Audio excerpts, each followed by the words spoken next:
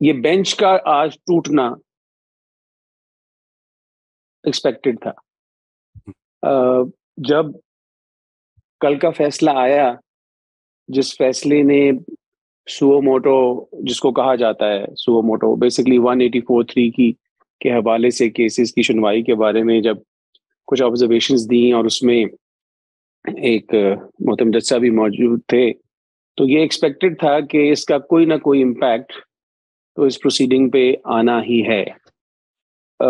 سو ان کا ریکیوز کر جانا، بینچ کا ٹوٹ جانا، اس حد تک تو میرے لیے یہ کوئی تعجب کی بات نہیں ہے. جو میرے لیے تعجب کی بات ہے وہ یہ ہے کہ اگر آپ اور میں اور بہت سے لوگ یہ ایکسپیکٹ کر رہے تھے کہ یہ بینچ اب اس حیت میں نہیں چل سکے گا، تو اس کا بیک اپ کیا سوچا تھا؟ This was a foreseeable event. G. So will it take or how many days will it take now to decide کہ فل کورٹ بیٹھنا ہے یا کوئی اور نمبر بیٹھنا ہے؟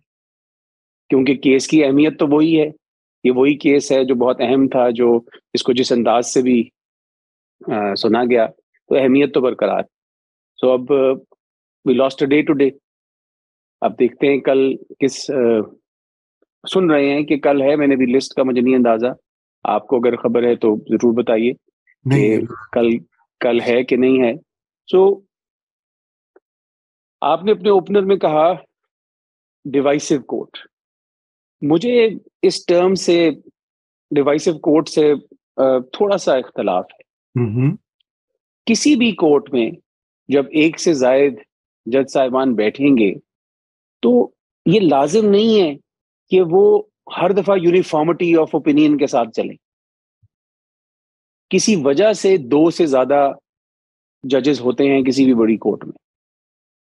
سو بلکہ جو ڈائیورسٹی آف اوپینین ہے at the with in the court, وہ ہی ڈیولپمنٹ آف دا لا کی بڑی کاز بنتی ہے.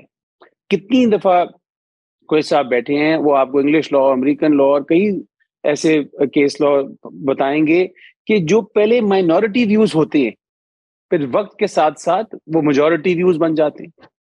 سو یہ جو ڈیوائیڈڈ ووٹ کورٹ کا ایمفسس ہے، میں اس میں تھوڑی سی ڈسٹنکشن ریکویسٹ کروں گا.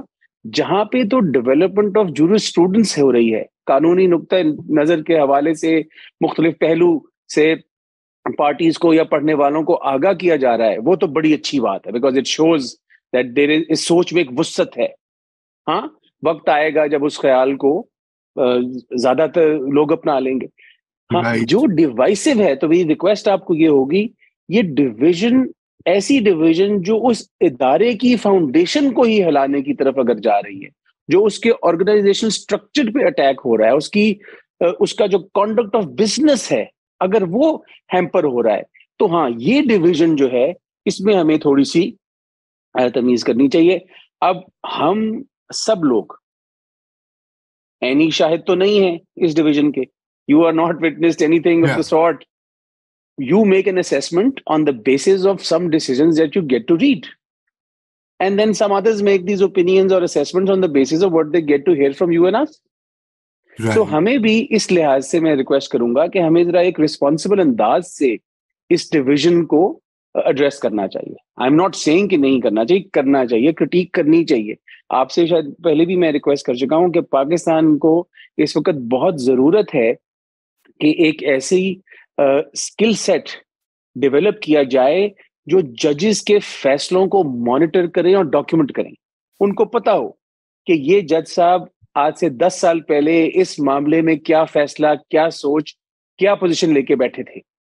اب یہ کوئی بدل تو نہیں گئے، یا اگر بدل گئے ہیں تو یہ ان کے اوپر ہے کہ وہ جسٹیفائی کریں کہ ہاں میری شفٹ میری انالیسز میں، میری انڈرسٹینڈنگ میں، میرے اوپینین میں کیوں آئی. کیا قانون بدل گیا یا کوئی اور وجوہات تھیں؟ اب آپ جانتے ہیں، ہم دیکھتے ہیں، امریکہ کا اگزامپل لے لیتے ہیں، ہم سینٹ ہیئرنگز دیکھتے ہیں، وہاں پر جب ان کے ساتھ سوال جواب ہو رہا ہوتا ہے نامنیز کے ساتھ، اگر ان میں سے کوئی جوڈیشل کریئر کا آدمی ہو تو وہ اگر کسی ڈسٹرکٹ کورٹ میں بھی رہا ہو، کسی بھی سرکٹ میں بھی رہا ہو، اس کے فیصلوں کے اوپر سوال پوچھے جاتے ہیں کہ بھائی تم نے فلانے ایکس ورسز وائی میں تو یہ کہا تھا، تو اب کیا کرو گے؟ سو یہ چیز ہم کو پاکستان میں بھی انٹروڈیوس کرانی چاہیے، جس سے بہت سی مس گیونگز میں سمجھتا ہوں ان کا ازالہ ہو پائے گا. تو آئی گیس اوپنر پہ یہاں چھوڑتا ہوں، باقی دوستوں کو سنتے ہیں اور پھر آگے بات کرتے ہیں. صحیح. قریشی صاحب اسی پر اگر آپ کچھ کہنا چاہیں. جی السلام علیکم and thank you also for having me جی مرتضیٰ صاحب، احمد صاحب اینڈ رضا صاحب. It's great to be here on the show. اور یہ جو بات ہو رہی تھی کہ جوڈیشری میں جو ڈویژنز ہیں، جو اختلافات ہیں، ایک تو یہ بات احمد صاحب نے بالکل صحیح کہا کہ ڈویژنز بری بات نہیں ہوتی ہے. Intellectual ideological disagreements, dissent, یہ اچھی بات ہوتی ہے. The problem is I think the fact that our chief justices do not want to tolerate that disagreement, first of all, right? So if we have, for example, a full court bench, a 9-member bench, 8-member, whatever, usme ikhtilafat nazar aayenge, there will be differences of opinion, and that is okay. That is what we want. Ab ek time pe jo hoti thi ye 18th اور 21st amendment پہ جو constitutional کی decision تھی, right, وہ military courts پہ اور 18th amendment پہ. اب اس میں دیکھیں ہر جج نے اپنی اپنی رائے دی، اپنی opinion the, and our jurisprudence benefited from having so many differences of opinion. So we want that kind of disagreement. لیکن problem ہمارے court میں دو چیزیں. ایک تو we have chief justices who do not want disagreement, کہ جو بھی ان کا preference who, that should be what the court implements, and then having the powers in the chief justice's hands to ensure that it is kept that way. For example, bench composition, case fixing, matter fixing. In sab taakton se the chief justice actually suppresses disagreement by making sure that only the cases and judges who they prefer will hear those cases. Those cases will be decided in the way the chief justice wants. Ek to ye baat. Dusri baat ye hai ke pehle bhi ab dekhiye 2017-18 mein we know کہ ہماری ججز supreme court میں they sort of aligned with what was happening اس time میں. وہ جو project تھی to bring Imran Khan to power, that whole sort of movement, push against the PMLN, push in favor of PTI, and there were judges certainly who were definitely supportive of that project and played their role in it, right? لیکن اس کے بعد جو ہوا, and so you had those judges, and then you had judges who some of those judges genuinely agreed with Imran Khan's politics. Unko bhi wo anti-corruption populism, maybe they supported it, they agreed with it. That was their politics as well. Unki bhi wohi siyasat thi. Phir you had judges who were influenced, jo compromised the, jo jinko aap manage kar sakte the from idare ke bahar se, right? You had that problem also. And then you had judges who were concerned ki ye executive ki power bahut overreach ho rahi hai, bahut ye, you know, selective accountability to chal rahi hai, and we have to push back against it. Now even these kinds of disagreements are also okay within the court. Magar jab Qazi Faiz Issa ki case jab shuru hui thi, then those political disagreements about what was happening outside the court became personal disagreements about what was happening within the court. Kyunki jo bhi aapne wo weapons aapne develop ki thi, anti-corruption, assets, etc., against politicians, you were now using them against judges. And then you had other judges, fellow judges, being party to that same operation against Qazi Faiz Issa. So what was political, what was ideological became personal. And after it became personal between these judges, I think ye jo talukat hai judges ke beech mein, those really soured. And it then became not just a question ke hum you know, are we supportive of this kind of democracy or that type of democracy? Do we believe in liberalism or conservatism? Is this judge against me or for me? Is he going to try to throw me out of the court or not? And this kind of disagreement, I think, really undermines the standing of the court. Or isliye we are in the place we are right now, I think. And it really is rooted in that personal disagreements that grew out of the Qazi Faiz Issa case. Shukriya, Qureshi Sahab.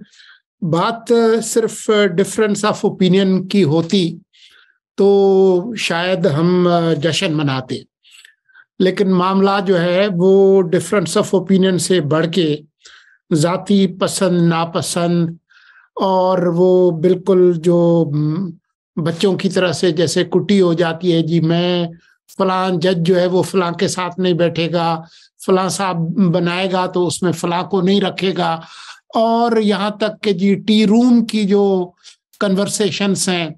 پھر آپ کو یاد ہوگا کہ ایک audio باقاعدہ chief justice صاحب نے پوسٹ کی जजेस की जो एलिवेशन थी, नॉमिनेशन थी सुप्रीम कोर्ट में, मैं उस पर नहीं जाना चाहता, लेकिन जो कन्वर्सेशंस बाहर आई वो बहुत खुशगवार नहीं थी। लेकिन हमारा मौजू नहीं है वो अभी इस पर ज्यादा बात करना, लेकिन हम फास्ट फॉरवर्ड करके अहमद हसन साहब इस पर आ जाएं कि बावजूद इसके कि हुकूमत और उसके इत्तेहादियों ने जश्न मनाया कि ये बिल जो है वो दोनों ऐवानों से मंजूर हो गया, लेकिन जो सेनेट में जो हिज़्ब इख्तिलाफ है PTI, उनके जो बैरिस्टर अली जफर साहब हैं, उन्होंने भी, और भी कल कौमी असम्बली में भी जो 9 मुंतखब कौमी असम्बली के मेंबर हैं, लगारी साहब, मोहसिन लगारी, जो वजीर खजाना होते थे पंजाब के, उन्होंने भी इस मामले को उठाया कि ये आप बना तो लेंगे कानून, लेकिन ये सुप्रीम कोर्ट उसको उठाकर फेंक देगी क्योंकि ये आइन के मुनाफी है।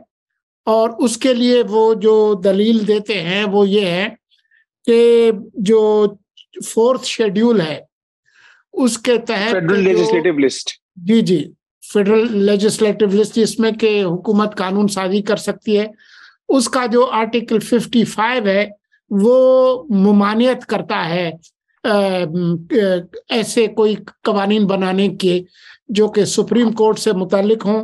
और अगर आपने कोई कानून बनाना है तो आपको आइन की में तरमीम करनी पड़ेगी जिसकी अक्सरियत मतलूबा जो तादाद है वो आपके पास मौजूद नहीं है। तो जरा इस पे कुछ फरमाइए और फिर मैं कुरैशी साहब से उसी पे बात करना चाह रहा हूँ। जी बिल्कुल, बहुत बहुत शुक्रिया। जबरदस्त आपने ये पहलू जो है ना इस पे एम्फसाइज किया है।